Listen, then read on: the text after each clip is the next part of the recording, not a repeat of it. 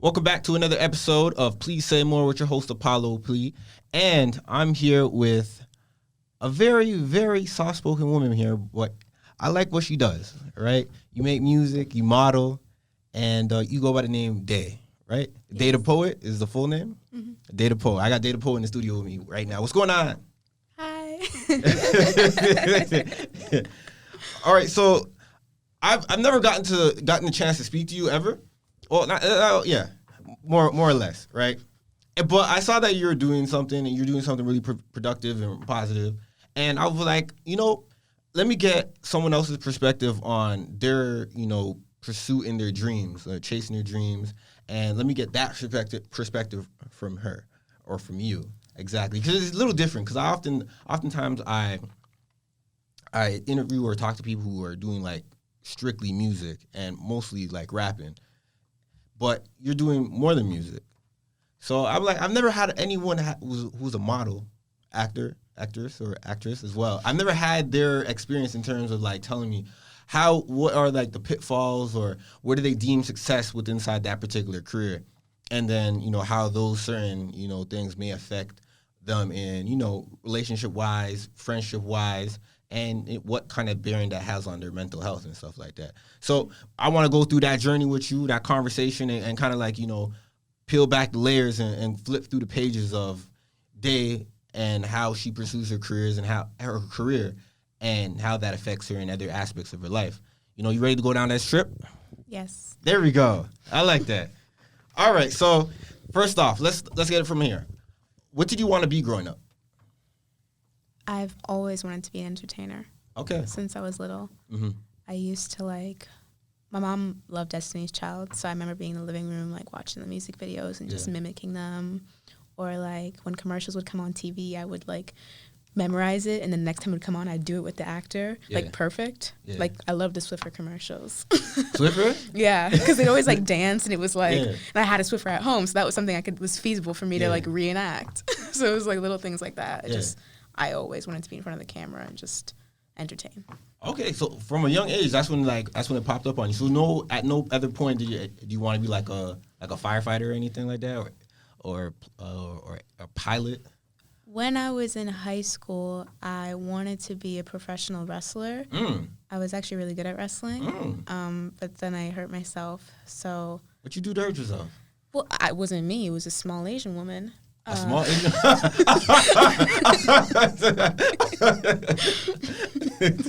A small Asian woman. All right, speak on that. What happened? I mean, she ripped my shoulder out of my arm. God damn. Yeah, it was traumatic at the time, but now I can laugh about it. Yeah. Oh, man. I won my first ever wrestling match that I ever did. I won, so I was feeling nice, feeling good. Then my second ever match, this happens. But I went on to have a 3-year-long career, I guess, in wrestling. Also, it wasn't grand opening, grand closing. No, I definitely fought through it, but I ended up wrecking my shoulder really bad because I just kept training because I just loved wrestling. So do you still have problems with your shoulder? I haven't actually been active to that extent in most recently, so I don't actually know. Okay. I've been working out in the gym though, and I've had no issues, so I think it's pretty much healed up because I haven't moved in a while. Because you can't heal it unless you stop exercising. So are you one of those people who knows when it's going to rain because your shoulder might be acting up? No. Oh, I can usually smell that. Though. Okay, all right. Because for some reason, some people say maybe it's just a knee thing. It's an arthritis thing, I swear. Is it an arthritis thing? That people can sense the weather if their joints are kind of. Yeah. That's a weird thing. All right, so entertaining. So did you go to any special high schools that kind of further pursue you're trying to be in entertainment or? Yes. I'm gonna shout out the high school I went to Silverthorne Collegiate in Etobicoke, which had a high performer program for athletes, but then they also really focused a lot on the arts. So I did competitive dance while I was there, as well as pursued lots of other artistic things throughout school. Yeah. So it kind of really did put me in the right place to meet artists, and the same artists that I met there I ended up being in the more, I guess, mature community of artists when I moved downtown. Yeah. So it was really cool. Okay, so the same people. So during that time, you're pursuing wrestling, and also you have passion about being into entertainment. Did did you kind of like forget about entertainment during that time you were doing wrestling, or it was a kind of No, like it was like everything I do, I always add it to the big dream. Okay. So it made sense altogether to me. I was like, I'm gonna get a scholarship to go to college for wrestling. Yeah. I'm gonna study what I'm gonna study in college, and maybe I'll be a dance major. Yeah. And I thought like, it was all gonna intertwine, but when I hurt myself, I had to focus more on. That's when I started writing because I couldn't do anything physical. So, okay. Yeah. All right. So, at one point, so obviously you want to be in entertainment. So you have different skill sets that you developed over your time. Mm-hmm. So what was the first thing that you kind of, I think, had the, bigger passion for? Was it writing and music, or was it more so acting and or modeling? The first thing was dance. Dance. Okay. Dance. Yeah, and then acting was along with dance because it's kind of one and the same. Mm-hmm. So you did theater in high school, I assume? Mm-hmm. Okay. And that made sense. And did you feel like that was going to be your stronghold into like propelling who you were, dance and acting? Yeah. Okay. But then I couldn't dance either because of my shoulder, so I had to like just stop all movement. How aggressive was the shoulder injuries that you couldn't dance? So basically, like I'll give you like an example. So you know how sometimes you sleep and maybe your arms are like over your head like this? Yeah. They can see. Yeah. So say if I was sleeping like this and I rolled over, I'm just in the middle of my sleep and I sneezed, the shoulder would pop out. God. Yeah. So hold on, did you have like what was it called, a brace? No, I didn't have any of that. There's nothing they can do. It was like so internal. You just had to leave it alone to heal. It was a sprained rotator cuff. Damn. Now I'm understanding it's a shoulder subflexion, so it's a partial dislocation. It never fully came out, but it would halfway come out, and I'd have to put it back in myself. Oh. Then it would go numb. It was really weird. That's all right. Yeah. So at what point during your high school career, is that when you started taking everything serious, or is that after you graduated when you started taking, you're pursuing to get into where you wanted to be? I'd say it was grade 11/12. Mm-hmm. I had started doing this internship at Design Exchange on Bay Street. Yeah. And I met other artists there who ended up like throwing a showcase, and they were like, "Hey, you write, don't you? Like, do you ever like share your writing?" And that was probably like the first time I ever shared my poetry with anybody, because I was just writing like for myself. But people like always saw me writing, so they were like, "Can you do some?" Yeah. Okay, so what was that? How was that experience of you showcasing your writing to other people? At that point, were you sharing your writing, or were you kind of just keeping it to yourself? I was keeping it to myself. I wasn't like, I was maybe making Instagram captions. That was it. Like that was the only way people would know that I was like writing rhymes. Yeah.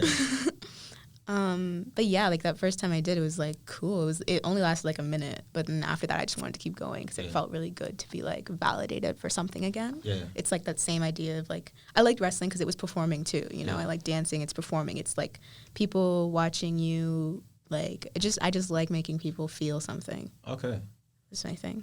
And so that was okay. That's really good. That's like the best thing for someone who wants to pursue entertainment, right? You want to be able to, make people feel good, entertain the masses, right? So that's the thing. So as you were sharing your writing and you're starting to, feel instant gratification, would you call it that, or just gratification? Yeah, it's like validation. Validation for your ability to write. All right, how do I say this? Did you want to make music for yourself, or were you kind of like, oh, I think I could write, maybe let me share these things with other artists that are trying to pursue music as well? Like, what was your mind frame at that time? Yeah, so I wasn't ever trying to make music, and still probably to this day I still say, I'm not a musician. Okay. Because it's not about the music for me. I understand that other people like music, so I'm like, this is a good way to get people to listen to my poems. Yeah. Okay. But like the first time I ever did it was when there's this artist called, I think it's Dae Young, and she's a dub poet. She's Jamaican, like myself. And she's a dub poet, and she does this poetry that's over like drums, and it's rhythmic, and the music reflects what she's saying, and there's pauses, it's dramatic, and she does it on stage. It's like a one-woman show, and I really liked that idea for myself. So I started creating dub poetry, just very ambient beats that were just kind of like, I'd say rain, and you'd hear rain, and it was like very reflective of the piece. I started creating that, and then from there it evolved into more musical things. Once people started to hear it, they were like, oh, try this. Okay. Try this. That type of stuff I remember from maybe like early 90s shows. Yeah. And it's like, The Void. Yes. Just like that. And I'm like, oh, okay. It was like. Yeah, and they, they would have the, the kente cloth. Oh gosh, yeah. And it's like, whoa, wow, I'm seeing what they're doing. No, I was raised by those people, so. So you had the kente cloth when you performed? No, I didn't. But like my mom was a poet, and my stepfather at the time, he was a poet. Mm-hmm. So I grew up just going to like slam competitions with them. So I'd always just seen poetry around like that, and kind of got what it was about. But yeah. So do you still do you perform poetry to this day, or is it kind of just something you internally enjoy writing for yourself?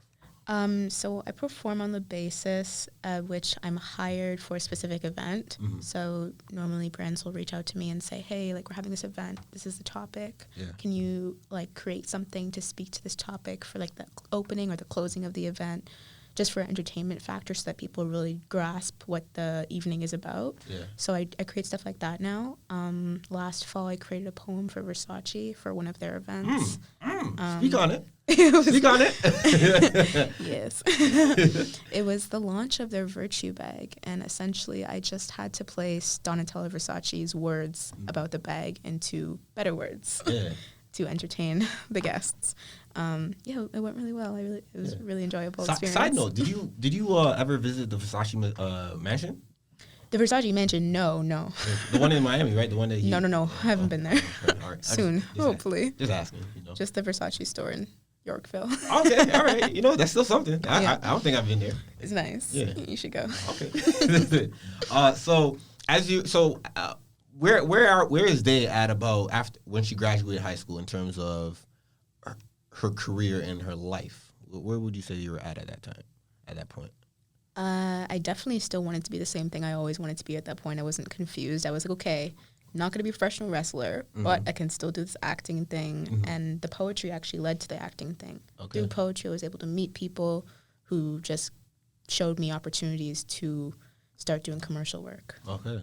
And how was it a tough time getting into commercial work, or did you find it fairly easy just for your case? So just like the wrestling, this is weird, but whenever I find myself in my element, I win right away. Okay. So my first ever audition, I booked the job, and it was a nationwide campaign, and it was in every storefront at the mall all across Canada. It was on YouTube. It was everywhere.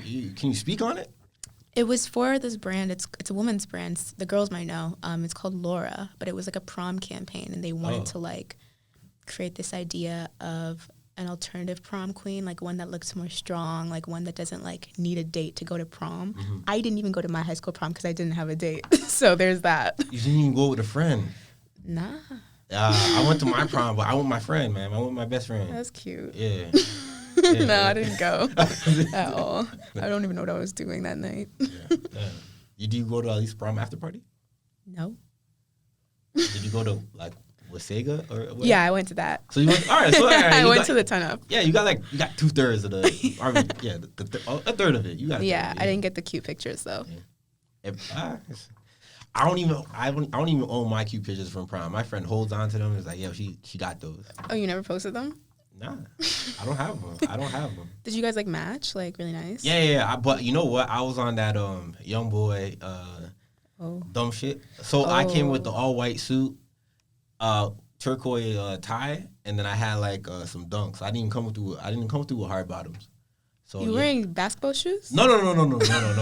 I was wearing sneakers. Oh, okay. Yeah, I was wearing nice clean sneakers that matched with the whole. Surprisingly, okay, well if they're clean, that's nice still. Yeah, surprisingly matched with the whole thing.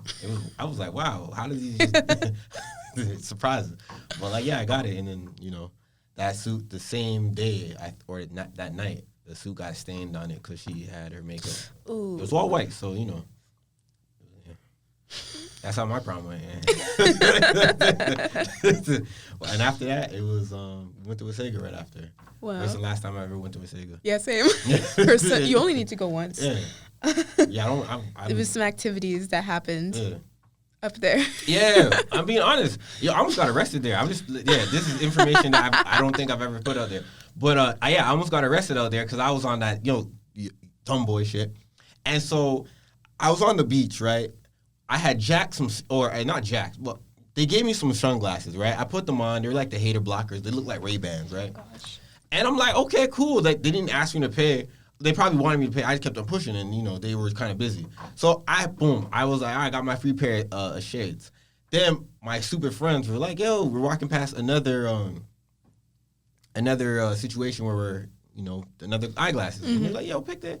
So I end up picking it. Dude comes out like, yo. And I'm like, running. I'm running. And I threw the glasses in the sky. I see the OPP driving before me. And I'm like, damn. And I started hiding in these bushes for like a good maybe 30, 45 minutes. And I'm thinking, yo, they're after me. And at the time, I had no minutes on my phone. And so I was thinking my friends are looking for me. I'm thinking the OPP is looking for me. I'm thinking, yo, it's about to be over for me. And so I hop out, and my friends like, yo, what happened to me? You good? Yeah, you stopped chasing me. You wasn't worried about it after you dropped the glasses. And I was like, all right, cool. But like, yeah, I was like, man, the way I saw the OPP come up and the way he was chasing me and the way I had something in my hands, I was like, man, I'm about to see some handcuffs tonight. Yeah, man. But you didn't. You're good, right? Yeah, man. Okay. Yeah. Good. I only was put in handcuffs one time in my life. Yeah. You don't want to speak on it? No, I think I spoke on it. Oh, okay. Yeah, I think it was just me doing dumb boy shit. Again. As a teenager, you do a lot of dumb shit. So, I was running away from a party. Yeah. As everyone was running away from the party at the time because, cops were, just run away from the cops. And so they thought I was the fastest one. So they put the steel bracelets on my arm. And then, that's just it. Yeah. And wait, how old are you now? I'm 28. Oh, wow. Yeah. You're younger than that. You thought I was younger than that? Yeah. It's because of my jovial energy. That's right. Yes. Yeah, that's why. I tend to put off that jovial energy, and it's good. I don't age that well. Or no, yeah, I don't age that well. I'm like, I look pretty young, right? Mm. Yeah. All right. So now let's get back to you. All right. So you get into you book your first acting campaign or commercial campaign, and things are going up. Yes. And did you do it on, I think when you usually do stuff like that, you usually have like an agent. Did you book it without agent? Yeah, I booked it myself. Okay. So it was really nice because I had the confidence that I knew how things worked. Yeah. I saw my first ever contract, like everything for myself, made sure that I made my invoice, like I did everything for the first time all myself. So I knew how everything worked. Yeah. How do you pick up those skills? Did someone tell you about it, or you kind of my just dad? My dad is a businessman, so okay. it all applies everywhere, right? Mm-hmm. So like I did the job, which I knew how to do. Did the job, good. Then they're like, "Okay, cool. Can you send us an invoice?" I'm like, "I've never heard this word before in my life." Dad, what's an invoice? He wrote me an invoice template. He's like, "Look, and then you put this there and put that there, and you thanks for business." Yeah. And I was using that for a little bit, and I recently incorporated last year, so I have my own cute little template now with my logo. Hey. It's nicer. Congratulations. I like that. Thank you. So as you book your first shoot commercial nationwide, you have the knowledge to invoice. And so you're basically you know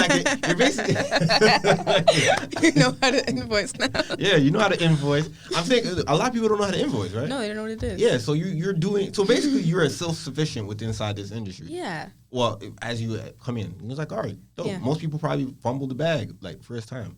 You did it properly. Mm-hmm. All right, so where does things go for you after that? So do you kind of feel like, all right, just acting might just be the thing for me, and I'm just going to keep on going hard at this? And was that kind of your thought process at that time? Yeah, well, once I got that campaign and it was on a level that it was, I knew that I could do this a bunch of more times. I was like, I can do that a lot. Yeah. And I actually was able to use that commercial to then apply to another agency, get signed by an agent. I worked with that agent for a year. I did 6 more commercial spots that year for global and nationwide campaigns. Really started to build up a resume, feeling more confident in myself, and I just kept doing it. So at that time, I know that there's certain cues for people that kind of show level of success within whatever field they're trying to get into, right? Did you feel like you hit those cues of success by your own merit at any time, or did you kind of feel like you were still really grinding at that time? No, I definitely felt like I was hitting it. Last year is probably the best year of business for me. This year is kind of swamp, but it's still going now. It's picking up again, but it was really obviously bad in the beginning because of things we will not talk about. Yeah, it's all right. It's all right. Yeah. No, but last year I was able to secure like 3 different paid trips. Yeah. From a brand that I've been working with for like 2 years now. So it was really amazing. I got to go to like 3 different. Wait, is that a country? I don't want to sound ignorant right now. I got to go to 3 different places in the world I've never been before. Yeah. I was like, never mind. And I just like really felt like I was able to like help my family out more. Yeah. Just really set myself up to like just do more good business, like just invest in myself more as an artist, get my equipment, going on and whatnot. I feel you. Yeah. So, all right. So, for what time or how old were you when things started to pick up? I guess after your first shoot and you finding that agency for that 1 year. I would have been 19, 20. Damn. How old are you right now? 22. 22. Damn. Yeah, and you didn't go to school. I went to school for like a year. I took only useful thing I got from college was public speaking. Yo, I learned public speaking because I took marketing in school as well, and we had to do like a lot of presentations. Yeah. And so that's where you learn to like speak in front of people. Yeah, and sell anything. Yeah. I can sell you things that you already have. Yeah. I'm like, oh yeah, yeah. yeah. I can sell salt to a snail now, man. For real, ice in the winter. Yeah. That's Jay-Z's bar. It's not mine. She knows her stuff, man. I like that. So what? 19, 20, things are going well. Yeah. Things are starting to pick up, and you're like, you're doing well for yourself at this age. All right. So is music, dance, and are those falling behind as you pursue acting now, or was it still something you're trying to juggle all at the same time? No, they still all go together because they all require, like, to be an actor, you have to be an interesting person. Yeah. So, like, a lot of the commercials would require me to dance in them or to speak in them. Yeah. Like, so I was still using all of that creative energy. Yeah. Like, it was all just being poured into acting. Acting was like the car to take me with my dancing and my whatever, Exactly. Oh, okay. So I know that I had spoken to Rotimi, and I watched a lot of Rotimi and let's say the other guy who played 90210, the black guy. I forget his name. Oh, I don't know. I never watched that show. Mac Dawson or Mac something. All right, whatever. But like Rotimi, let's say Rotimi. So I had a conversation. I asked him, how do you kind of balance between music and acting? Because oftentimes when you make it to where he made it in terms of like the public sphere and people really know you for being on a particular show, because once you're on like a very popular show, you start to become the character that you play. It's everywhere you go. So how do you balance? I asked him, how do you balance music and acting, knowing that a lot of your energy is going towards, acting, and for a show that, maybe fills 24 episodes a season, and there's a lot of like rehearsal time and memorizing lines and things like that. Versus now when you put out music, people may not be so receptive of it because it deviates from the character they kind of already invested to you. And he's like, no, man, this is something I enjoy doing, and you do your best to balance it. Like, can you answer that? How do you balance? Like, well, for me, I haven't done a TV series yet, and I haven't done a major motion picture yet. Yeah. Auditioned for plenty, but I haven't found the story that's right for me yet. Yeah. So the way I see it, I wouldn't shoot a campaign that I don't feel like was on brand for me. Yeah. Because at the end of the day, this is all gonna go on my Instagram page. Yeah. So everything has to look conducive. So like I just feel like everything feeds like each other. This better informs that better informs that. Me speaking for this brand about this message, it's going to be my music too, because it's something that I believe in. So it all kind of just keeps going together, and it keeps growing. It has to be it has to be consistent for you. Yeah, it all has to match. Yeah. I would never do something that was off key and I felt like, oh, it's taken away from this now because it's so over there and I'm only going to be seen like this. Like, I'm not worried about that. It's all me. It's all facets of me. Okay. So I have a question. What if you were given an opportunity to do like a really dramatic role that might, may seem a little less bubbly? Because you seem like the person who's really bubbly and stuff like that. And is bubbly a bad word to use? I don't think so. Is it? No, it's nice. Thanks. Right. Yeah, you seem like really bubbly and cheerful. So imagine you put in a situation or in a role where you would have to do something more, serious and under, darker tones, would that kind of fit in your brand, or all right, would that fit in your brand, or would that also show your versatility as an actor? Where would you look at that? I've definitely declined to audition for things that I thought were too dark for me. Okay. Because as an actor, you actually have to live, right? Whatever it is you're portraying, you have to actually feel those feels. Yeah. So there's a lot of things that I'll just say no to if I actually don't want to experience it personally. Yeah. I never really see myself as being bubbly. Like, I see myself as pretty serious most of the time. Like, you think I'm bubbly? No, well, right now you don't give off any type of I'm serious. I'm dead ass. Like, I feel like because we're having a on purpose conversation, though. That's why. On purpose. Yeah, this isn't an accidental conversation. Okay. If you saw me on road, I'd probably be a bit more like. Oh yeah. I don't know what the word is. Somber. Like, is that a word for that? Like, I don't know. Move out the way. No, but I know I do. I can give off that vibe sometimes, especially if I'm trying to conserve energy. Because sometimes I just don't want to share. Mm-hmm. But yeah, back to what you said. The bubbly.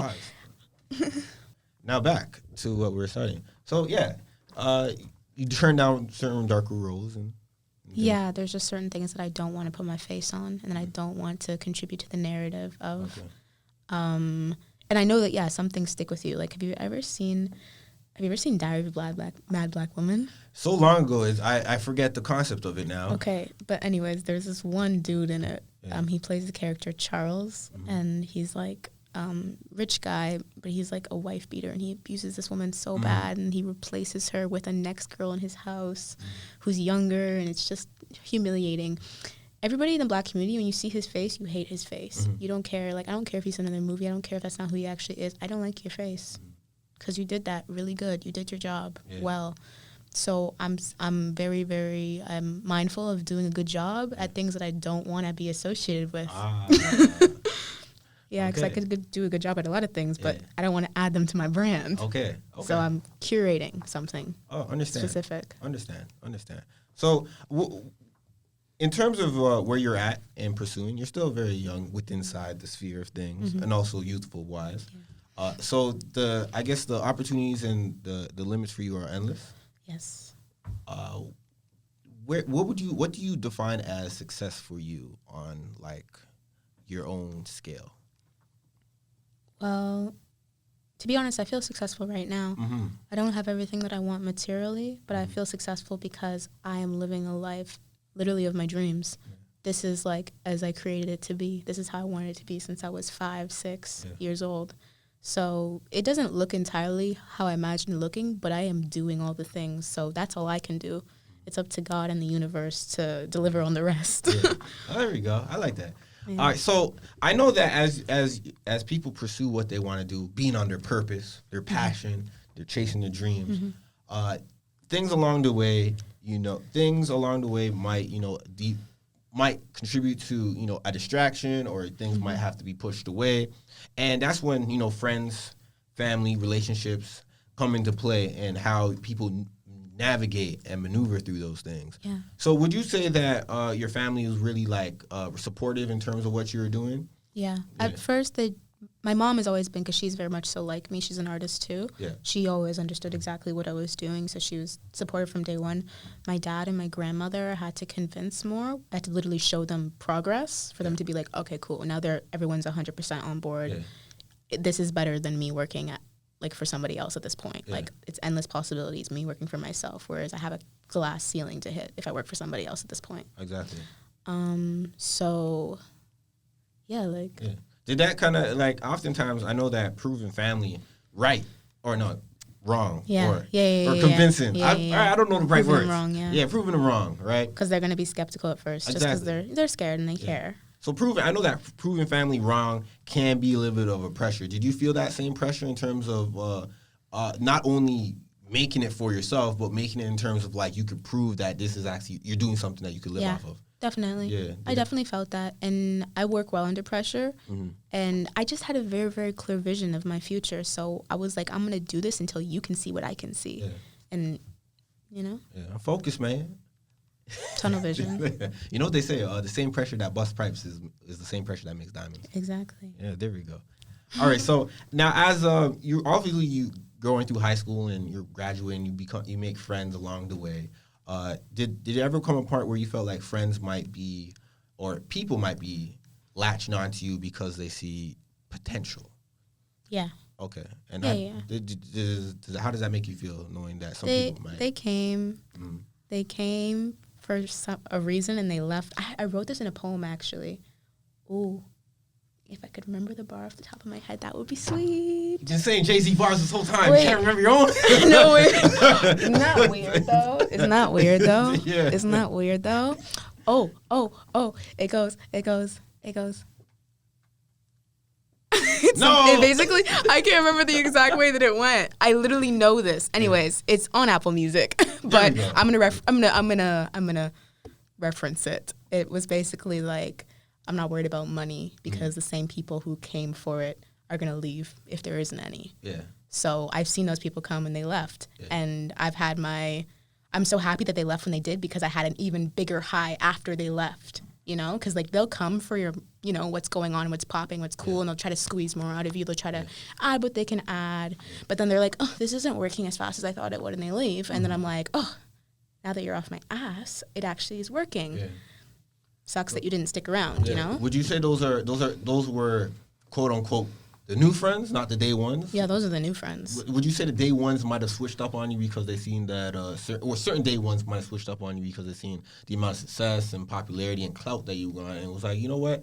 Day's not the same. She don't come around no more. She acting sedity. Would you happen to have those day ones that after, you know, turned on you? No. I have the same friend I had at the beginning of this that I have right now, my same best friend. Shout out to Cassandra. I have one best friend, and I'll say that on everything. Yeah. That's the one that didn't switch. Yeah. She stayed. I told her the vision. She believed me. Yeah. I showed her. She's the same person. That's my friend forever. So others that were kind of there from the beginning are like, yo, they getting some money, yo, you can't pay for the dinner. I mean, no. Nobody's ever said that to me. Okay. I also don't feel comfortable with that as a woman specifically, because it's like, who are you? Yeah. To suggest that I. hey. Because the thing is, right? I've spoken to like other friends who've gotten a lot of clout or some money, and some people that are around them be like, yo, they just ask them, yo, dog, let me just hold something, like, you know, I'm just trying to, you know, put something in my pocket. I see you getting it, bro. I see you got like 1 million views, and you're holding hands with this guy. You know, I know you got it, bro. Let me just hold something, bro. Or, yo, put me in the same room as these people. They start to leech off of you, or they try to leech off of you, and that becomes a little bit more draining. And oftentimes, you know, some people really don't know how to cut that off, and and allows the leech to continue to, you know, suck. And you know, do it. Were you ever been in that situation? Or? I've definitely brought people into rooms that they would have otherwise not been in. Yeah. But I've never made it I've never felt used because of it. I just felt that's what I would want someone to do for me. So I'm gonna do it for you. I'm gonna bless you. I don't expect anything back from you. You don't have to treat me any certain way. Here's the keys to the room. Be in the room. Do what you will with it. Yeah. I'm constantly speaking about people when they're not in the room to other people who may, you know, be able to help them get their own thing going on. Like, I don't get weird about it, you know? Nobody's actually ever asked, nobody who should not have asked me for money has ever asked me for money, thankfully enough. Yeah, you could spot me 12K. No, like anybody who I've given money to, they didn't even have to ask. They just knew it was coming back their way. Yeah. Like my parents, like they invested in me, like, you know, it's cool. Yeah. Yo, damn, I'm just hurting out here. You could throw like a cool 1,200. What? No. Get out of here. Like, get out of here. I'm hurting. Yeah. I'm still not a millionaire. Today's a good day to be Dae, right? You know? Oh my God. All right. So you've done a great job, I guess, really navigating around people just trying to come around just because of who you are, and not necessarily being around because of who you are. Mm-hmm. That makes sense. Mm-hmm. Yeah. Yeah. That makes sense. Because of who they perceive you to be versus who you actually are. Exactly. Yes. So they're like, yeah, Dae's got a lot of clout. She's moving around, you know. Stay with her. I could get up too. You know, and that doesn't really last too long. They can't stay with me. I don't let anybody stay with me. Exactly. Because you know what they say. You know the whole word friend mean, right? It means it's supposed to be an end within itself, not a means to an end, right? If I come around you for a means to like get by, I mean that's not really gonna last. No, I'm looking for life partners only. Exactly. People who I can go through this whole thing with. I like the type of people that I could not see for a year. I could not talk to for weeks, months, not even nothing. And then when we get together again, it's same love. It's cool. We're just right back at it. I like those type of people. Anybody who's like insecure and needs my attention constantly, I'm just gonna run the other way. Yeah. So. I got friends like that we kind of just I don't see for a while. Yeah, those are good friends. Yeah, like, yo, what's going They're on? chill. They're like relaxed. They're secure in your relationship. Yeah. People who are constantly vying for your energy, they're insecure in your relationship. Mm-hmm. And I also feel good like, yo, why aren't you doing anything, my bro? Like, do something. I think if you're constantly doing and pursuing something, then it only kind of reassures that you don't have to worry about like coming around here or something. Like do something. I think when friends are independent and they're moving correctly and getting stuff done, then it's only better when you guys come back together because you guys have grown expeditiously. Yes. Right? I don't think that's the right word to use. Exponentially. There we go. My grammar is not the best. All right, it's okay. That's why you got Dae The Poet in the studio. There we go. He has a way with words. Yes. She has a way with words. All right. So in terms of we spoke on friends, family. Now in terms of relationships, I know that you are a constantly busy person, and you are around different people, and you're really trying to make something. You're trying to elevate yourself, your brand, the business. When it comes to like, I guess finding like a proper mate, is that something that you even pursue to do? Because I know that oftentimes when men or anyone that's pursuing something, they kind of block off that particular aspect of their life just because some believe might be a distraction and actually lessen their work. What about you? What would you say? I would say I definitely, I'm the type of person that wants a mate for sure. I have the life goal of having beautiful, intelligent children, having a strong Black family structure. That's very important to me. But right now, I wouldn't even date me. So I don't want anyone to want to date me right now. I'm really happy working on myself and making myself into the person who is just so amazing that they don't even have to think about dating. And like I believe that anytime I've ever met like a partner who's been really like valuable in my life, I met them when I was in my element, when my head was down, when I wasn't even looking around at anybody. I met them like that, and those situations were extremely transformative and almost magical in the way in which they transpired. So I'm just like, I just keep my head down, and like if that so happens to really come into my life and it needs to be there and I can't say no, then I just feel like at this point in time, like I'm 22. Don't want to be locked down. No, it's not that. I just think I'm actually not ready. That's very insightful. I don't think I have the best I could possibly give to a relationship yet. I don't think I possess it yet. It's like it's coming. I can see it, and it's amazing. Right now, I'm open to just building, because I think every relationship should start with a good friendship. So, like, I just want to attract good friends into my life, and if any of those friends so happen to turn into a mate, then okay, cool. Exactly. Yeah. Okay. All right. You know what? I want to share this. I've been sharing a lot of stuff on here. Yeah. With each person. Something new. Sure. But, so I haven't been in a relationship for, 3 years, going on 4. And for myself, after I got out my last one, I was like, you know what? I don't think that I want that anymore for myself at that particular time. And even, going on, 3+, I still have that same sentiment. It's because now that I feel I want to be more grounded into developing something, leaving behind like legacy, building up a brand, and pursuing different content avenues. To where it's like I feel like if I were to get with a woman, I like I said, I probably wouldn't be the best, nor would I think I would give her enough to actually be around. I've been in situations where people have been like, you don't seem like that affectionate. I'm not. What's your sign? I'm a Virgo. Oh, yo, what do you mean? You're the best business person. I'm working on it. Don't worry, the ladies, they'll be coming. They'll be coming. Yeah, man. So They're probably already here. Hey man, They be here, and they'll wait. Yeah.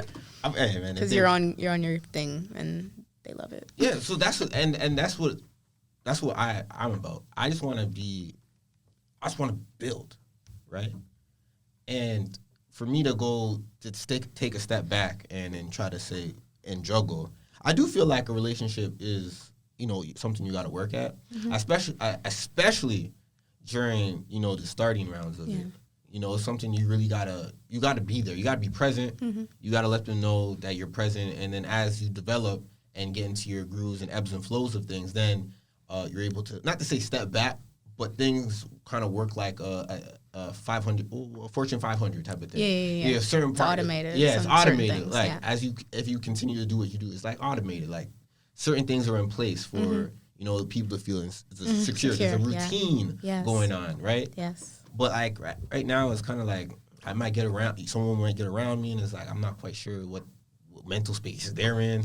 I'm not trying to like they might be on some above and beyond, and I'm like I'm not that, and I don't drink either. So I don't drink either. I don't smoke either. Mm-hmm. And so I think the fundamental like dating aspect of like the 20 somethings is. It's not something for me. I'm not going to contribute to buying drinks for you because I don't buy drinks. I'm not going to buy for you. Exactly. And eating out. And I have a thing about just eating out with people I don't know. It's like, why? I don't want to pay for a meal for you. Not just, I don't want to break bread with you. In certain cultures that seem as either if I was in Asia, I'd break bread over business. Yeah. If I was Italian, I would break bread over like your union, business all. Yeah, you're like, what is this about? Yeah. It's not meaningless to you. It means something. Exactly. So I'd rather do like an activity, like go bowling or something like that. Walk, I love walking. Yeah. That's good. Walk. See, the thing is, I'd rather just walk and talk, and we can figure each other out from there. Mm-hmm. I'm not gonna like, how much is a meal, and then how long is a meal? It's like we're gonna get there, we're gonna leave, and it's like, all right, what we doing? What we doing? What we doing? But yeah, that's my mindset on just pursuing relationships at this time. I mean, a lot of people have different, and also a lot of people have different, I guess aptitudes of like love, to where they're able to balance work and love, and it works perfectly for them. And in other moments is that, we have people like ourselves. It's like, I'm like, no, I need to get some work done first. I'm not going to feel satisfied relaxing with you. Yeah, exactly. It was cool talking to you for like, the first, 48 hours, but I'm busy, man. I just can't chill right now. Yeah, I can. I'll catch you next week. And then I'll let you know when I'm free, That's how I look at it. Mm-hmm. All right, so I'm glad that we got that out the way. So now a bundle of everything that has been going on in your life, you've been going through, the tiers of life and your career and within inside the field that you want to be in, proving family wrong, getting rid of the leeches, and being self-aware enough to know that, you don't want to be in a relationship. Now, how does all of that bundle up into what we call like your mental, strain or health? Like, where is Dae at right now with the mental health? My mental health is the best it's been in a really long time, actually. I recently went on a trip. I went to London for like a few weeks in August. And before I left, I had an apartment downtown. Before I left, I moved out of that apartment and I got rid of everything except for what I was taking to London. Sold all my furniture. Like, my winter stuff I just packed away and like left with like my dad. But like everything I took, like I'm like, this is all I have. Like, this is all I have in my life. And I came back and I'm with my mom right now. But it feels so good to just be light and like to not have possessions to think about or be responsible for, or like you're like a nomad but stationary. Yeah, I'm stationary right now. Like, I'm planning on immigrating to the UK soon. So I'm just not trying to acquire possessions or even like space here. I'm just passing through. It's been nice though. I'm like going to the gym a lot. That's all there is to do out here in this area. There's not much to do. No. I don't really like partying, so it's perfect. Like, I love like the nature and just like walking. You gotta soak more of the nature in before it gets cold. But of you course. have winter nature. Yeah. Winter nature. I'm not into that stuff. Not into winter nature? Nope. Find me in the Caribbean this winter. There we go. I'm not into What snow. particular island would you be on? My dad's from Barbados, and I really like it there. Okay. I was thinking of going there. If everything works out the way I want it to, I'll be there. They say I don't know. One of the B countries, either Barbados or Bahamas, their currency is like equivalent to like the American dollar or something like that. Yeah. Barbados is pretty, it's not cheap. Like, I wouldn't say it's like Mexico. It's pretty fair still. Yeah, it's pretty close. But yeah, it's beautiful there. Okay. All right, let's get you that timeshare out in Barbados. Did they do timeshares out there? I don't know. I'm not staying there. All right, so so I'm glad that you were able to say your best mental state you've been in right now, but you had low points before. Oh yeah. Yeah, how were those low points for you, if you don't mind, Low points are usually when I isolate myself. Like, I don't usually like to share that energy with other people. I probably have at some point accidentally spewed some of it into my public life. But I usually just have a lot of alone time when I'm feeling low, because I don't like to show up if I'm not feeling my best. I just feel bad. I'm like, oh, that's their impression they're going to have of me and my whole everything. I just think, like, behaving badly, just like one little moment could just ruin a lot of hard work. So I try to just be by myself, which I do really enjoy if I'm not feeling well. So would you label yourself an introvert or extrovert? I don't know, actually. People would say I'm an extrovert based on how they receive me, but I think that's just because I'm an actor. And I know that I'm specifically trying to be received a certain way, so I know how to act to get the result I want. But if it was up to me, like I told you, I have one friend. Like, I don't like... They say the less friends that you have, you're able to create more meaningful bonds with people. Yes. People who have a lot of friends, how are you technically able to create a lot of ties? Yeah, I don't have that much energy to give to somebody, like quality energy. Like, I could give, like, trash energy to thousands of people. How would that make you feel?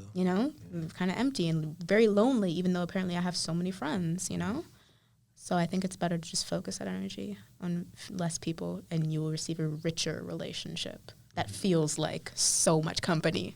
Because it's like a deep connection. Okay. All right. So how do you I guess deal with like pitfalls? Because I know that there's ups and downs with life, and it's not what gets you down, it's what gets you up. For sure. There's the hero's journey, which is what I always think about. Like, literally every story has a hero's journey. There's, hero is born, hero finds issue, hero goes on mission to solve issue, hero meets person who helps them solve problem. They're resolved, and you keep doing it again and again. So, like, I know with every high, I'm like, there's going to be a low again, but that low is going to be higher than this last high. Like, think about that. Like, when I reach, like, depressive moods now, I'm like, yo, but remember your depressive mood 3 years ago? That was actually bad. Like, you literally had nothing, and you were just but because of the foundation you built up and because of the life you've built for yourself now, this low is, like, still a pretty good time. Like, it's not bad. So the more I grow and more growth in my life, like, I just see that my lows are getting higher. And then eventually I'll just be laughing at everything when I'm rich and famous. There we go. That's what it is. I get down, but I like to say, I stay up. Everyone's coming around me. He's like, oh, you're always so optimistic. It's like, why? There's other ways I could be, but like, why not, shoot for this? And if, I'm slightly under, then it doesn't really seem that bad, right? Yeah, shoot for the moon. Land amongst the stars. Yeah. I would assume that the stars are a lot higher than the moon. So it would be kind of like shoot for the stars, land for the moon. Wouldn't that practically make sense? Like, you shoot for the moon because we all know the moon, and the moon is very popular and cool. But, like, you could end up finding a star that is just your star. Yeah. And it could be higher than the moon for sure. Yeah. But it's, like, a more private place. Yeah. Oh. Man. Like, there's things that are actually better than being, like, famous. Like, being very wealthy, or I would say comfortable, and having a private life, that probably feels really amazing. I think I want that. Yeah, I know that one of the guests I had on here, Nick Wavy, he spoke on just pulling himself back from YouTube and just really being the entrepreneur guy behind his businesses that he started up, because he just felt like, being in front of you just, it got to him a little bit. Yeah, people are constantly critiquing you and analyzing you. Like, sometimes I look at the comments on, like, when I have a campaign that's, like, public, and I'll see it in my own timeline, just scrolling. I'll see the comments people leave, and, like, it really affects you, because, like, these are people that have never met you, will probably never meet you, don't know you, and they're judging you. Yeah. And it's weird, but you're like, you have to disassociate. You're like, oh, it's not me though. It's an idea of me. I'm just representing something. This is not me they're judging. It's, what I did. How does that I'm pretty sure what different comments really get to you, but yeah. Yeah, like I honestly don't keep them in my head, so I can't even say. Yeah. Like I literally see it and I just get rid of it right away because it's trash. It doesn't mean anything, and I can't validate that energy. So how do you feel as you continue to grow and your face becomes more recognizable? How do you feel like you'll be able to deal with that, or ways of dealing with that, or you're not thinking that far? I mean, I still don't know how to deal with it. Like I have people like recognize me in weird places, and I think they have like. You ever get anyone introduce themselves to you in the washroom? Has that ever happened to you? Oh yeah. Okay. Weird places, like where I thought I was at I don't know. I just thought it was somewhere where I've never seen anybody before. When you go somewhere and you're like, I've never met anybody in this crowd before, and then somebody says, "Oh yeah, aren't you da da da da?" And then everyone in the room looks at you and you're like. And they're like, yeah, you did da da da da da da da da da. I seen this and I seen that, and then everyone's looking at you different, and you're like, oh, I was just chilling in this room and nobody was talking to me, but now you want to talk to me, like it's just I don't like that part. But yeah. I remember when I used to work at IKEA, someone recognized me because I had an interview with Ryan Riddles. Oh.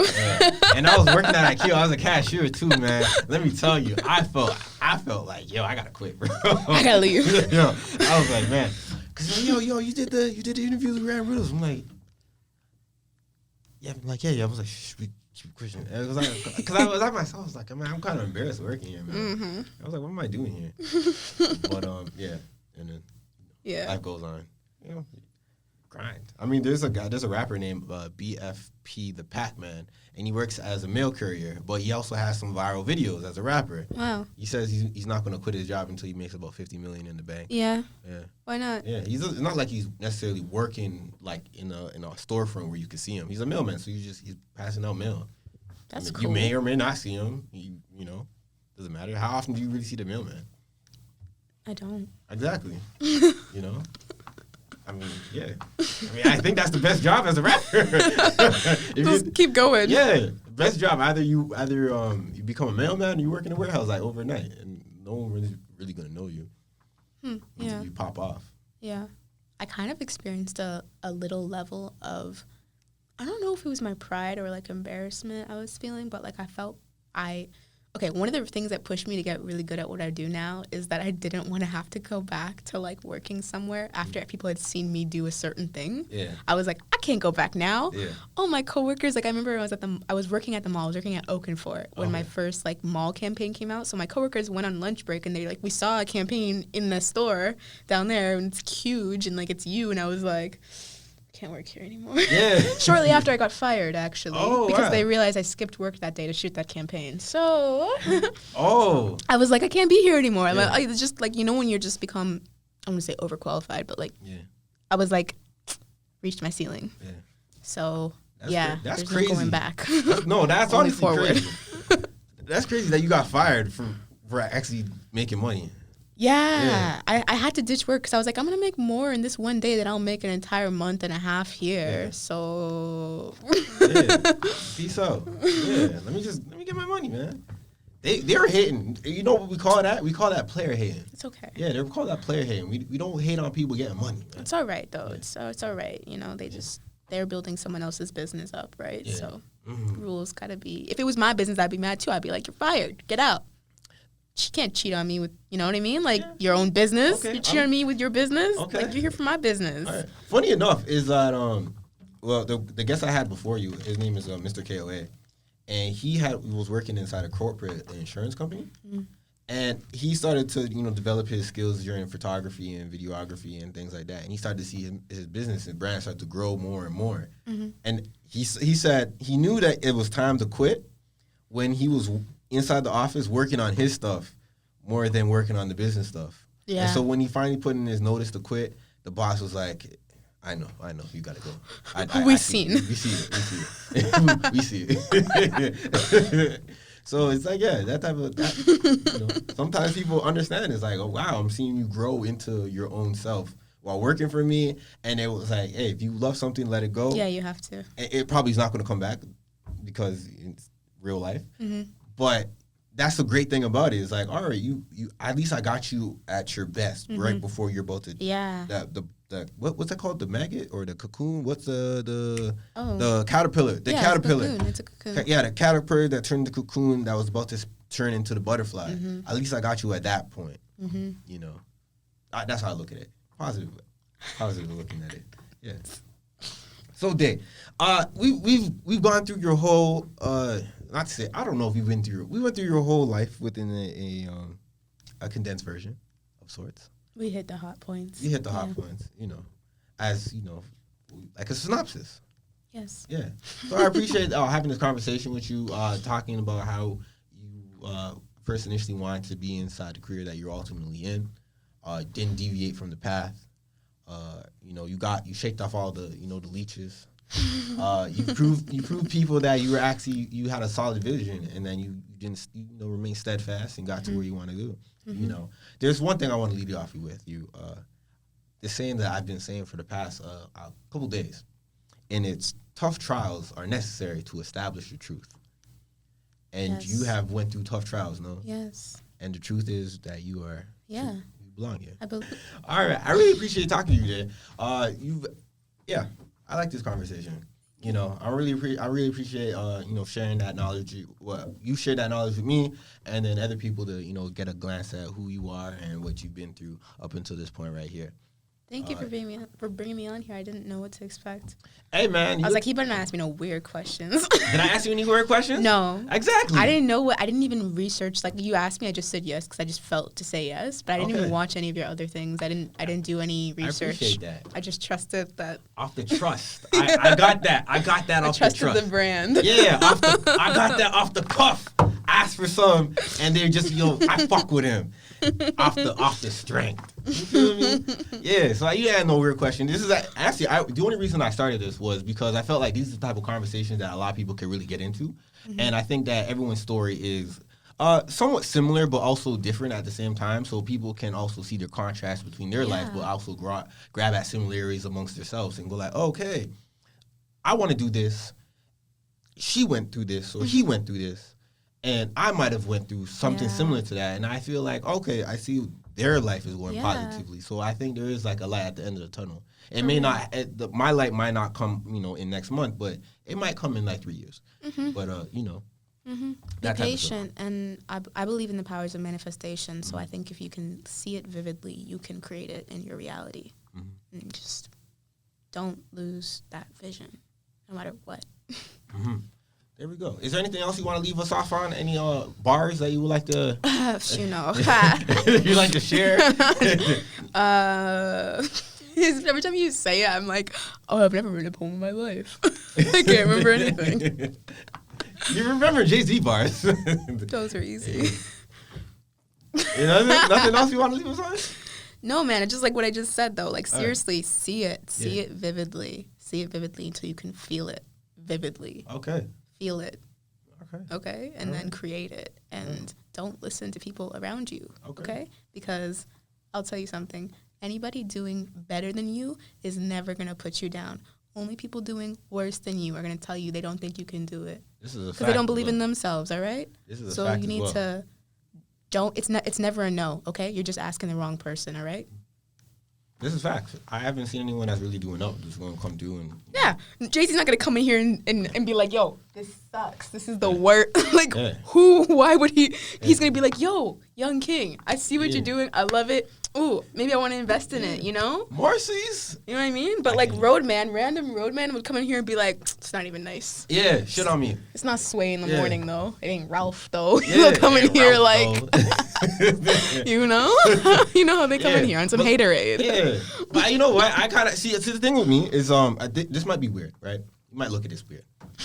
I appreciate the hate at times because I feel like, all right, if I look at, true nature of most people is rooted in hatefulness. So when I see someone, come through on some hateful shit, I'm like, thank you. Thank you for your time. Yes. Thank you. Thanks for the energy. Thank you. Yeah. Because I'm not gonna take it as some type of thing. I say thank you. Thank you. It's just attention. Yeah. I say thank you. It is. Yeah. I see it. It's like, all right, you shit on me. And if they ain't hating, you ain't doing nothing right. Exactly. Right? Yeah, if you're hating, hate harder, please. Please. Yeah. Give it to me good. Yeah. I need to know how good I'm doing. Yeah. You're mad. Yeah. You're mad, hate harder, man. Stay mad. Yeah, I woke up this morning, Looked at the bank account. Feels nice. I want you to hit harder, man. I deserve that.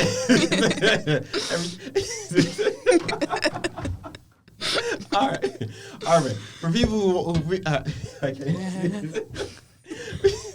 for people who watch this, it was like, I'm probably gonna put your at name at the bottom, but I think I just got the routine of just asking you what's your at, or where people could search you up and see what you've done and who you are. And well, you could see me and everything I've done under the at Dae The Poet on every platform.